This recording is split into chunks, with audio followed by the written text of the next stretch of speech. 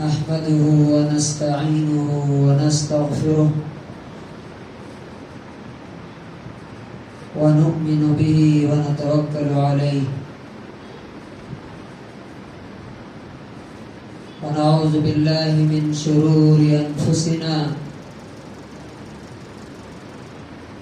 ومن سيئات أعمالنا من يهده الله فلا مضل له ومن يضلله فلا هادي له ونشهد أن لا إله إلا الله وحده لا شريك له ونشهد أن سيدنا ومولانا محمدا عبده ورسوله أما بعد فأعوذ بالله من الشيطان الرجيم بسم الله الرحمن الرحيم والمؤمنون والمؤمنات بعضهم أولياء بعض يأمرون بالمعروف وينهون عن المنكر ويقيمون الصلاة ويؤتون الزكاة ويطيعون الله ورسوله أولئك سيرحمهم الله إن الله عزيز حكيم.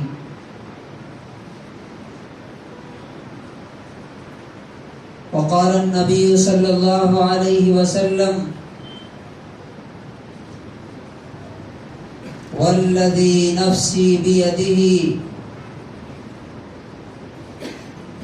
لتأمرن بالمعروف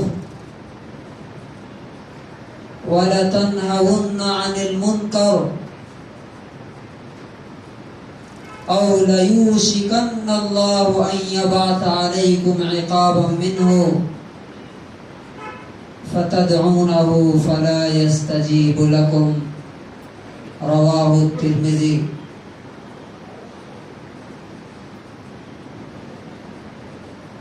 حضرات گرامی،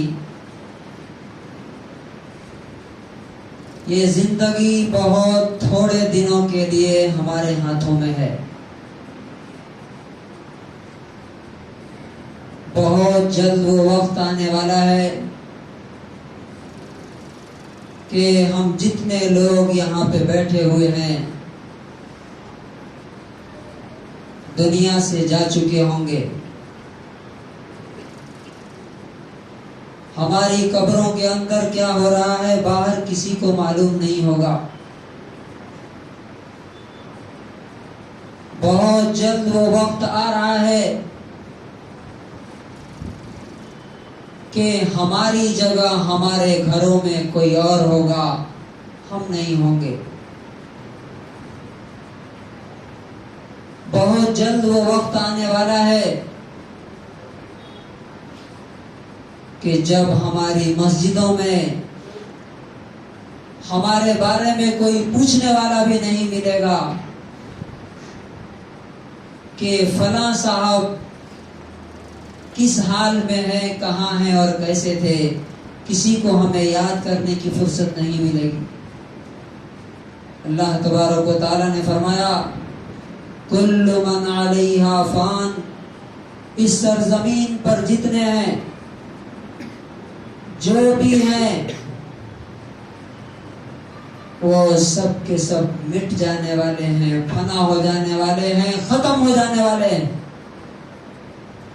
وَيَبْقَى وَجْهُ رَبِّكَ ذُو الْجَلَالِ وَالْإِكْرَامِ، اور تیرے رب کی ذات باقی رہے گی جو بڑائی والا ہے، جو بزرگی والا ہے، جو گریٹ ہے، جو احسان والا ہے.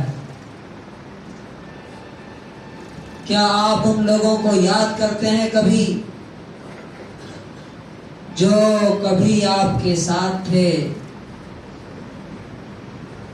لیکن آج وہ دنیا میں آپ کے ساتھ نہیں ہے.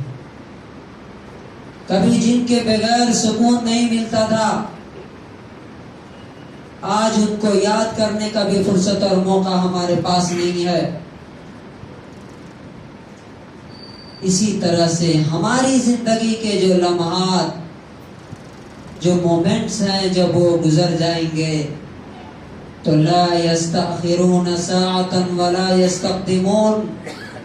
ایک لحظے کے لیے، ایک لحظے کے لیے نہ آگے ہوگا نہ پیچھے ہوگا. اور پھر جیسے خالی ہاتھ دنیا میں آئے تھے، جس طرح سے تنے تنہا دنیا میں آئے تھے، اکیلے آئے تھے، اسی طرح سے دنیا سے خالی ہاتھ چلے جائیں گے. اس وقت کو یاد کیجئے، اس وقت کو ذرا یاد رکھیے کہ جب جن کو ہم سب سے زیادہ چاہتے ہیں، محبت کرتے ہیں، جن کے لیے ہم جیتے ہیں، وہی لوگ ہمیں اٹھا کر کے مٹی کے اندر دفن کر کے اور ہمارے اوپر منو مٹی ڈال کر کے، ٹنوں مٹی ڈال کر کے واپس آ جائیں گے. اس وقت ہمارے پاس کیا رہ جائے گا؟ کیا ہمارا کوئی اسٹیٹس باقی رہے گا؟ کیا کوئی ڈگری ہمارے کام آئے گی؟ کیا کوئی عہدہ، کوئی پوسٹ ہمارے کام آئے گا؟ کیا ہمارے ساتھ ہماری جائیداد، ہماری دولت، ہماری پراپرٹی جائے گی؟ کوئی ہماری اولاد ہماری قبر میں ایک رات کے لیے، ایک دن کے لیے، ایک گھنٹے کے لیے، ایک لحظے کے لیے سونے کے لیے تیار ہوگی؟ کوئی ہمارا ساتھ دینے کے لیے آئے گا؟ قبر کی تنہائی، دنیا کے چھوٹنے کا غم، آخرت کی مشکلات اور پرابلمز، موت کے بعد کے مسائل ہمارے سامنے ہوں گے اور تنہا ہمیں اسے فیس کرنا ہوگا، تنہا ہمیں سامنا کرنا ہوگا. اس وقت انسان کو ہوش آئے گا، اس کے دماغ کے دروازے کھلیں گے، اس کی آنکھوں کی پٹی ہٹے گی، لیکن اس وقت ہٹنے کا کوئی فائدہ نہیں. آج جب تک یہ سانسوں کی ڈوری ہے، جب تک ہمارے جسموں میں جان ہے، اسی وقت تک کے لیے موقع ہے، اپرچونٹی ہے. یہ زندگی پہلا اور آخری موقع ہے، یاد رکھیے اس بات کو.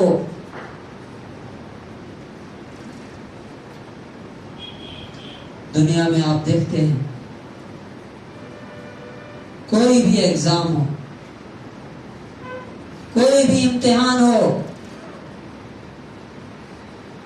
انسان اگر پہلی بار میں، فرسٹ اٹیمپٹ میں اگر ناکام ہو گیا، فیل ہو گیا، تو اسے دوسرا موقع دیا جاتا ہے. دوسرے میں ناکام ہوا تو تیسرا موقع دیا جاتا ہے. لیکن زندگی وہ امتحان ہے، یاد رکھیے، زندگی وہ امتحان ہے، وہ ٹیسٹ ہے کہ جیسے ہی آخری سانس آئی اور بند ہوئی، ہمارا چیپٹر کلوز کر دیا گیا، اب دوبارہ موقع نہیں دیا جائے گا.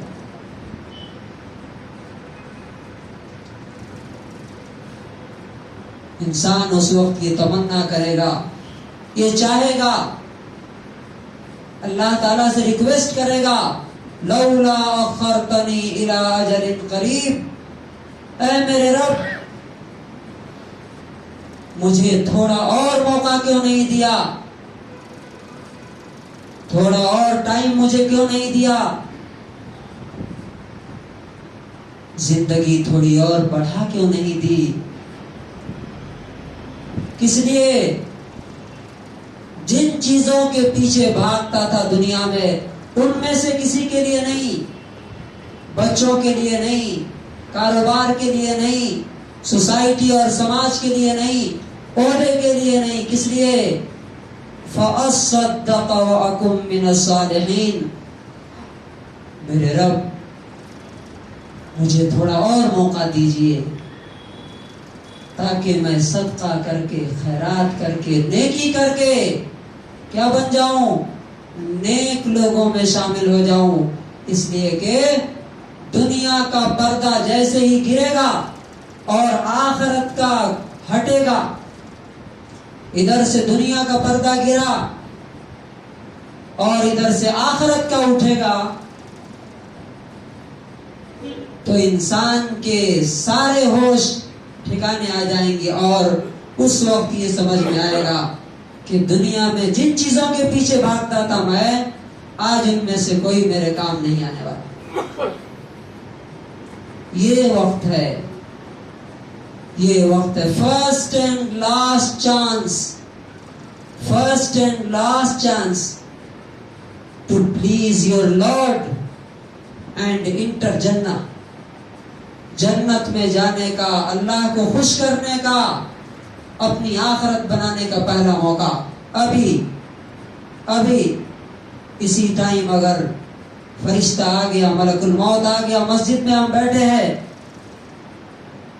ممبر پہ ہم ہیں، جہاں تک ہم نے کیا ہے وہیں پہ بند، کلوز۔ سوچئے ہم نے زندگی میں کیا کیا؟ کیا ابھی ہماری زندگی اگر ختم ہو گئی تو کیا کافی ہے ہماری زندگی کی نیکیاں کہ قیامت کے دن ہمارا نام اعمال، ہمارا رزلٹ ہمارے دائیں ہاتھ میں ملے؟ اگر نہیں ہے توبہ کیجئے، نئی زندگی شروع کیجئے، اللہ تعالیٰ کو خوش کرنے کی کوشش کیجئے، اس لیے کہ جن چیزوں کے پیچھے ہم دوڑتے ہیں وہ آخر car and of the day ہمارا ساتھ چھوڑنے ہی والے ہیں۔ اب سوال یہ ہے کہ اللہ تبارک و تعالیٰ نے کیسے لوگوں کے لیے جنت کی گارنٹی دی ہے؟ کون سے لوگ اس کی رحمت میں داخل ہوں گے قیامت کے دن؟ کون سے لوگ ہوں گے جنہیں اللہ تبارک و تعالیٰ اپنے خاص بندوں میں شامل فرمائے گا؟ سورہ توبہ، سورہ نمبر 9 آیت نمبر 71 میں اللہ نے فرمایا، وَالْمُؤْمِنُونَ وَالْمُؤْمِنَاتُ بَعْضُهُمْ أَوْلِيَاءُ بَعْضٍ، کہ مومن مرد،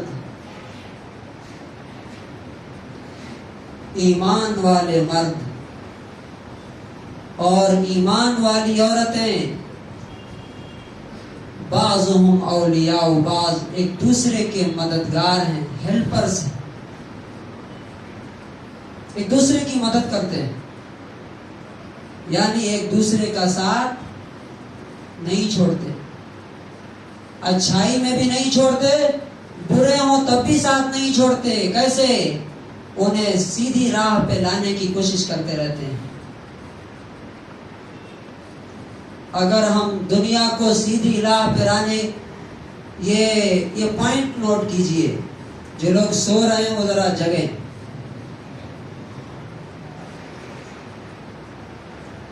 اگر آپ دوسروں کو صحیح راہ پہ لانے کی کوشش نہیں کریں گے تو وہ آپ کو غلط راہ پہ آنے پہ مجبور کریں گے، جیسا کہ ابھی ہو رہا ہے۔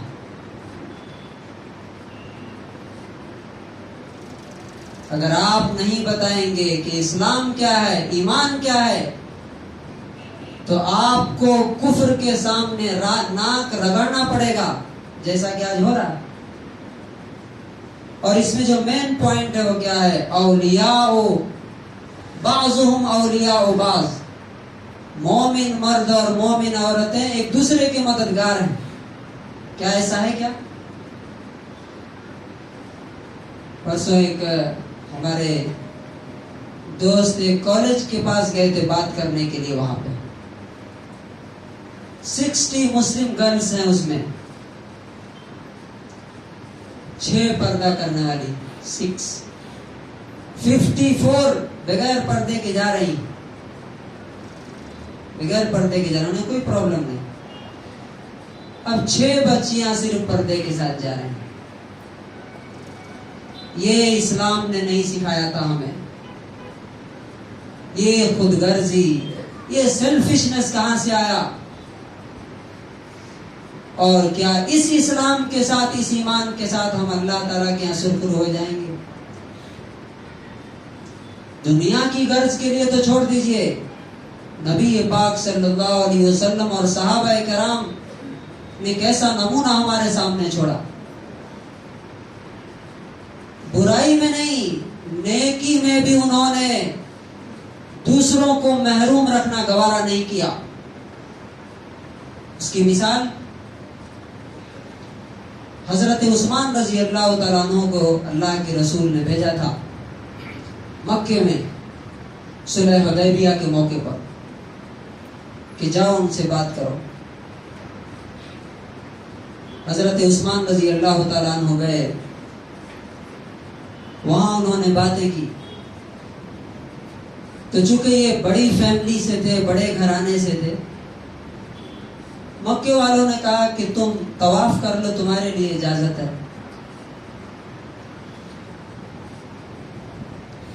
تو اور باقی صحابہ جو ہے مکے سے باہر تھے، نبی صلی اللہ علیہ وسلم کے ساتھ 1600-1700 صحابہ تھے. حضرت عثمان رضی اللہ عنہ نے کیا جواب دیا؟ فرمایا کہ ایسا نہیں ہو سکتا کہ میں اہل ایمان کو اور نبی پاک صلی اللہ علیہ وسلم کو چھوڑ کر کے اکیلے طواف کر لوں. مجھے کبھی بھی یہ منظور نہیں ہے، کبھی بھی یہ گوارا نہیں. نیکی کا آفر تھا، برائی کا نہیں تھا. اور یہاں پہ آپ دیکھیے کہ سینکڑوں لڑکیاں کیسے ہم نے تربیت کی، یہ دیکھنا ہے ہمیں. یہ ان کا فالٹ نہیں ہے، ان کی غلطی نہیں ہے، ان کو ہم برا بھلا نہیں کہہ سکتے. ہم نے کیسی تربیت کی کہ حجاب والیوں کو باہر روکا جا رہا ہے اور باقی بے حجاب مسلمان لڑکیاں چلی جا رہی ہیں کہ چلو ہمارا مسئلہ تو حل ہو رہا ہے، ہمیں ان سے کیا لینا دینا. اور اللہ تعالیٰ کیا کر رہا ہے؟ بعضهم اولیاء بعض، مومن مرد اور مومن عورتیں ایک دوسرے کے مددگار ہوتے ہیں، تنہا نہیں چھوڑ سکتے. کیسے مسلمان کیا کرتے ہیں؟ وہ ان کا کام کیا ہے؟ یأمرون بالمعروف، نیکی کا حکم دیتے ہیں. دیکھیے نیکی کا حکم دیتے ہیں اور برائی سے روکتے ہیں. وَيَنْهَوْنَ عَنِ الْمُنْكَرِ. پچھلے 5 ہفتوں سے اصل میں ہم یہاں تقریر کرنے کے لیے کھڑے نہیں ہوتے. ہم یہ چاہتے ہیں کہ ایک ٹاپک پر پوری بات سامنے آئے، جہاں تک کہ ایک ایک آدمی کے دل دماغ میں یہ بات بالکل کلیئر ہو جائے کہ اس کے سارے ڈائمینشنز کیا کیا ہیں، اور حجت پوری ہو جائے، اللہ کی دلیل قائم ہو جائے، تاکہ کوئی کہنے والا نہ رہے کہ ہمیں یہ مسئلہ سمجھ میں نہیں آیا، ہمیں کسی نے بتایا نہیں. یأمرون بالمعروف وینہون عن المنکر، اچھائی کا حکم دیتے ہیں، برائی سے روکتے ہیں. اب آئیے ہم دیکھتے ہیں کہ ہم اچھائی کا حکم کیسے دے رہے ہیں، برائی سے کیسے روک رہے ہیں. ہمارے اس مجمع میں دیکھیے کتنے نوجوان بچے ہیں، اسکول گوئنگ بچے کتنے ہیں، اس میں اسکول میں جانے والے کتنے بچے ہیں. کہاں ہیں وہ کہاں ہیں؟ جمعہ نہیں پڑھتے وہ. اور ہمیں معلوم ہوا کہ ایسی جگہ بھی جہاں بغل میں مسجد ہے اور وہاں 80% مسلم بچے ہیں، 80%، صرف 20% نو مسلم ہیں. 20% صرف نان مسلم ہے، لیکن بغل کی بس گیٹ کھلنا ہے مسجد میں چلے جائیں گے، وہاں پہ پرمیشن نہیں ہے۔ کیوں نہیں ہے؟ اس لیے کہ ہم نے پرمیشن لینے کی ضرورت ہی محسوس نہیں کی۔ اب وہ بچے دین کا تعلیم کہاں سے حاصل کریں گے، کہاں سے سیکھیں گے وہ؟ اور جب وہ ان کے ذہنوں میں بھرا جا رہا ہے، جب وہ لے کر کے باہر نکلیں گے تو وہی ہوگا کہ ٹی وی ڈیبیٹ میں آئیں گے تو ہمارے خلاف بولیں گے۔ آپ کو معلوم ہے کہ ٹرکی میں کیسے انقلاب آیا؟ ابھی نیو ایجوکیشن پالیسی آ رہی ہے، اس میں تو پورا فنڈامنٹل جو کہا گیا ہے کہ اس کا فاؤنڈیشن جو ہے انشنٹ پرانا قدیم ہندوستان کا علم ہے، جو ویدوں اور مہابھارت اور فلاں فلاں میں ہے، وہاں سے لیا جائے گا، ان کو سکھایا جائے گا۔ تو اگر یہاں پہ تربیت نہیں ہوگی، کہیں اور سے تربیت پا کے نکلیں گے تو وہ ہمیں کیا سمجھیں گے؟ یہ بیوقوف لوگ ہیں، انہوں نے ہمیں holding back, they are holding back us, ہمیں یہ پیچھے کی طرف کھینچ رہے ہیں، ہمیں آگے کی طرف جانا۔ ٹرکی میں کیسے انقلاب آیا دیکھیے، وہاں پہ غیر مسلموں نے مسجدوں کو تالے نہیں لگائے۔ ہوا کیا کہ وہاں پہ عیسائی آئے اور انہوں نے کہا کہ ہمیں اسکول کھولنے کی اجازت دیجیے۔ کہا کہ ٹھیک ہے، کھول لیجیے۔ سلطان عبد الحمید جو آخری سلطان تھا وہاں کا، اسکول کھولا، ایک کے بعد دو، دو کے بعد تین، 3000 اسکول کھل گئے پورے ٹرکی میں۔ اور وہاں مشنریوں نے کام کیا، ان کا کیا، رات دن برین واشنگ کرتے ہیں، بتاتے ہیں یہ صحیح ہے، یہ غلط ہے، یہ صحیح ہے، یہ غلط ہے۔ تو آپ کو معلوم ہے کہ اس کے 14 سال کے اندر انقلاب آ گیا۔ کیا ہوا؟ وہاں کا جو خلیفہ تھا اس کو اتار کے گدی سے پھینک دیا گیا، مسجدوں میں تالے لگائے گئے۔ کس نے لگائے؟ نان مسلم نے نہیں، مسلمانوں نے، جو وہاں سے تیار ہو کے نکلے تھے، جن کا برین واش کیا گیا تھا، جن کو بتایا گیا تھا کہ دیکھو یہ پرانی چیزیں ہیں اور انہی کی وجہ سے یہ قرآن، یہ حدیث، یہ دینداری، یہ فلاں، یہ داڑھی، یہ ٹوپی، یہ حجاب، اسی کی وجہ سے تم پیچھے ہو۔ جس طرح کہ آج شدت کے ساتھ بمباری کی جا رہی ہے، اٹیک کیا جا رہا ہے سوشل میڈیا پر چاروں طرف، اب ان بچوں کی اگر ہیلپ نہیں ہوگی تو یہ بہیں گے اس میں۔ تو پتہ ہے انہوں نے کیا کیا؟ اسی میں کا ایک شخص تھا مصطفیٰ کمال پاشا، جس کو اتا ترک کا نام دیا گیا۔ اس نے کہا کہ اذان بند، مسجدوں پر تالے لگ جائیں گے آج سے، عربی لکھنا منع، عربی نہیں لکھ سکتے تھے، حجاب نہیں لگا سکتے، داڑھی نہیں چھوڑ سکتے۔ پورا کا پورا ٹرکی 700-800 سال جو آدھی دنیا پر حکومت کرتا تھا، پورا کا پورا لادینیت کا غلام بن گیا۔ اور کس کے ہاتھوں ہوا یہ؟ کس کے ہاتھوں ہوا؟ مسلمانوں کے ہاتھ سے۔ اگر ہم یہ چاہتے ہیں کہ ہماری آئندہ نسلیں اسلام پر باقی رہیں تو سب سے پہلے اسلام پر ان کا کانفیڈنس بلڈ کیجئے، ورنہ دھیرے دھیرے وہ سنتے اب دیکھیے، ایک بار آدمی کی سائیکولوجی ہے، یہ فطری چیز ہے، اس کی ذہنیت ہے۔ اگر آپ کسی آدمی کو بولیں گے تم بیوقوف ہو، پھر دوسرے دن بولیے تم ایڈیٹ ہو، تیسرے دن بولیے تم پاگل ہو، اگر لگاتار آپ اس کو بولتے جائیں گے تو ایک دن کیا ہوگا؟ اس پہ بہت ریسرچ ہے کہ مسلسل لگاتار کانسٹنٹلی اگر کوئی چیز دماغ میں ڈالی جا رہی ہے تو اگر بری بھی ہے تو وہ اچھی ہو جاتی ہے، جھوٹ بھی ہے تو صحیح لگنے لگتا ہے۔ تو ہمیں کیا کرنا چاہیے؟ نوجوانوں کو مسجدوں سے جوڑنا، اور خاص طور سے جو اسکول گوئنگ بچے ہیں، یہی ایج ہوتی ہے 15 16 14 15 سال تک جو دماغ میں بھر دیا گیا پوری زندگی وہ نکلتا نہیں ہے. تو سب سے پہلا کام کیا کرنا پڑے گا کہ ہم نوجوانوں کو اور ٹین ایجرز کو خاص طور سے کیسے مسجد کے قریب لائیں, کیسے اس ماحول سے. الحمدللہ یہاں پہ ہم کوشش کر رہے ہیں, اور یہ کوشش اگر ہر جگہ ہونے لگے. اصل میں ہوتا کیا ہے, دیکھیے بچوں کو جو کنٹرڈکشن ان کے دماغ میں چلتا ہے نا, ان کا حل کرنے کا کہیں نہیں. اب ہم سمجھتے ہیں ہمارے بچے حافظ صاحب کے پاس جاتے ہیں نا, حافظ صاحب کے پاس جاتے ہیں, نورانی قاعدہ قرآن رٹ کے آ جاتے ہیں. ان کے جو کوشچنس ہیں دماغ میں ان کو سالو نہیں کیا جاتا, نہ ٹائم ہے اس کے لیے. مثال کے طور پہ آپ کہتے ہیں کہ اللہ نے آدم علیہ السلام کو بنایا اور ہم ان کی اولاد ہیں. اسکول میں کیا پڑھایا جاتا ہے؟ Theory of evolution. کیا ہم بندر سے انسان بنے. مسجد میں سنتا ہے کہ آدم علیہ السلام سے بنے, پیدا ہوئے. اسکول میں سنتا ہے کہ نہیں.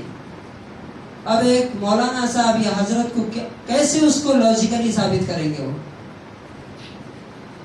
اگر ان کو معلوم ہوگا, اس طرح کی ٹریننگ دی جائے گی, سمجھایا جائے گا, بتایا جائے گا, ایسا ماحول پیدا کیا جائے گا کہ بھائی جو بھی بچے اسکول جا رہے ہیں یا کالج میں جا رہے ہیں وہ آئیں, جڑیں, ان کی میٹنگ ہو, ان کی باتیں سنی جائے اور ان کو بتایا جائے کہ تھیوری آف ایوولوشن کا مطلب کیا ہوتا ہے. کہ تھیوری ہے, فیکٹ نہیں ہے یہ. وہ اسی میں اس کا جواب موجود ہے کہ تھیوری کا مطلب ہوتا ہے وہ چیزیں جو صرف دماغ سے کسی انسان نے سوچا. فیکٹ نہیں ہے, وہ حقیقت نہیں ہے, وہ ریئلٹی نہیں ہے. کون بتائے گا یہ؟ اگر وہ ہمارے پاس آئیں گے ہی نہیں, کون بتائے گا؟ تو یہ ہے اصل چیلنج ہمارے لیے کہ ہماری نیکسٹ جنریشن کیسے اسلام پہ باقی رہے گی, کیسے اس کا وجود ہندوستان میں رہے گا. اس کے ذمہ دار ہم ہیں. اگر ہم فکر کریں گے, کوشش کریں گے, جیسے الحمدللہ ہماری مسجد میں ہم لوگ کر رہے ہیں, تقریباً 100 بچے آ رہے ہیں. اس کے لیے ظاہر بات ہے کہ منی اینڈ ٹائم, پیسہ اور وقت لگانا پڑے گا, اور مل کے سوچنا پڑے گا. اس کے لیے غور و فکر کرنا پڑے گا, ورنہ جو آندھی ہے, جو طوفان ہے, بہہ جائیں گے, کوئی پوچھنے والا نہیں رہے گا. جیسے اقبال نے کہا تھا, نہ سمجھو گے تو مٹ جاؤ گے اے ہندوستان والوں, تمہاری داستان تک بھی نہ ہوگی داستانوں میں, تمہاری ہسٹری نہیں ملے گی کہ کبھی مسلمان یہاں پہ رہتے تھے. اللہ تبارک و تعالی ہمیں جس کام کے لیے ہمیں چنا ہے, امر بالمعروف اور نہی عن المنکر, اس کو پورا کرنے کی توفیق نصیب فرمائے. بارک اللہ لنا ولکم فی القرآن العظیم.